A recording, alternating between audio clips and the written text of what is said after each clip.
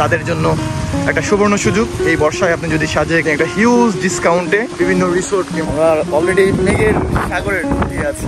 বর্তমানে যদি পরিস্থিতি সব স্বাভাবিক থাকে, আপনার হাতে যদি সময় থাকে, তাহলে আপনি নিম্নবর্তী অঞ্চলে যে বন্যার একটা সম্ভাবনা আছে যেটা বললাম, সেটার আপডেট জেনে তারপর গাড়িতে উঠবেন। রাস্তায় দিঘিনালা খাগড়াছড়ির দিকে যেহেতু নিম্ন অঞ্চলে কোনো বন্যায় প্লাবিত হয়েছে কিনা কিংবা কোনো সমস্যা হয়েছে কিনা, পাহাড় ধসের যে একটা সম্ভাবনা থাকে পাহাড়ে, এখানে পাহাড় ধসের ইনশাল্লাহ কোনো সম্ভাবনা নেই এমন অতীত। আসসালামু আলাইকুম, সাজেক ভ্যালি আছি রুলিপাড়াতে।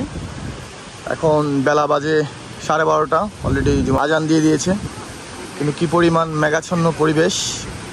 গতকাল রাত থেকে এখন অবধি পর্যন্ত বৃষ্টি বাতাস চলমান, সাথে তো মেঘ আছেই। আর এই মুহূর্তে আমরা প্রস্তুতি নিচ্ছি মসজিদে যাওয়ার, কিন্তু চারিদিকে মেঘাচ্ছন্ন আর বৃষ্টির এই ওয়েদারটা আসলে ক্যাপচার না করে পারলাম না। পাশাপাশি আপনাদেরকে না দেখিয়ে আপনাদেরকে দেখানোর যে লোভটা, ওটা আমি সামলাতে পারলাম না। এত চমৎকার ওয়েদার আসলে আপনাদের দেখা উচিত, আপনাদের দেখানো উচিত। আপনারা যারা এই বর্ষায় সাজেক ভ্রমণ করতে চান কিংবা এই বর্ষায় সাজেক এসে সাজেকের মেঘ পাহাড় উপভোগ করতে বা প্রকৃতি উপভোগ করতে চাচ্ছেন, তাদের জন্য একটা সুবর্ণ সুযোগ। এই বর্ষায় আপনি যদি সাজেক ভ্যালি আসেন, আপনি একটা হিউজ ডিসকাউন্টে সাজেকে বিভিন্ন রিসোর্ট কিংবা কটেজে থাকতে পারবেন। প্রিমিয়াম কিছু কটেজ আছে যেগুলো কিনা ডিসকাউন্ট একটু কম থাকে, বাকি বেশিরভাগই রিসোর্ট নেই, হিউজ একটা ডিসকাউন্ট পাবেন। পাশাপাশি আপনার যে এখানের মেঘ পাহাড় বা এখানে যে প্রকৃতি, আপনি সকালে মেঘ, দুপুরে মেঘ, রাতে মেঘ, কিংবা পাশাপাশি বৃষ্টির যে একটা সময়, যে কোনো মুহূর্তে আপনি দেখবেন বৃষ্টি আপনাকে আলিঙ্গন করে যাচ্ছে কিংবা মেঘ আপনাকে আলিঙ্গন করে যাচ্ছে। আপনি স্থানীয়রা পর্যন্ত এই ওয়েদারটা বা এই মেঘটা উপভোগ করার জন্য যে একটা বিমোহিত হয়ে থাকে, সবাই এই প্রকৃতিটাকে উপভোগ করে, চমৎকার এই ওয়েদারটাকে এনজয় করে। যারা দূর দূরান্ত থেকে সাজেকের আপডেট চান কিংবা সাজেক ভ্যালির ওয়েদার দেখতে চান, তাদের জন্য আসলে এই ভিডিওটা। বর্তমানে যদি পরিস্থিতি সব স্বাভাবিক থাকে, আপনার হাতে যদি সময় থাকে, তাহলে আপনি এই সময়ে সাজেক ভ্রমণ করলে আপনার বেস্ট একটা ওয়েদার, এটা বেস্ট একটা ফিলিংস আপনি পেতে পারেন। আর আসার আগে অবশ্যই যোগাযোগ করে আসবেন আমার সাথে হোক কিংবা স্থানীয় আপনি যে কোনো রিসোর্ট কিংবা রেস্টুরেন্ট কিংবা সাজেকে যে কোনো পরিচিত ভাই ব্রাদারের সাথে যোগাযোগ করে আসবেন।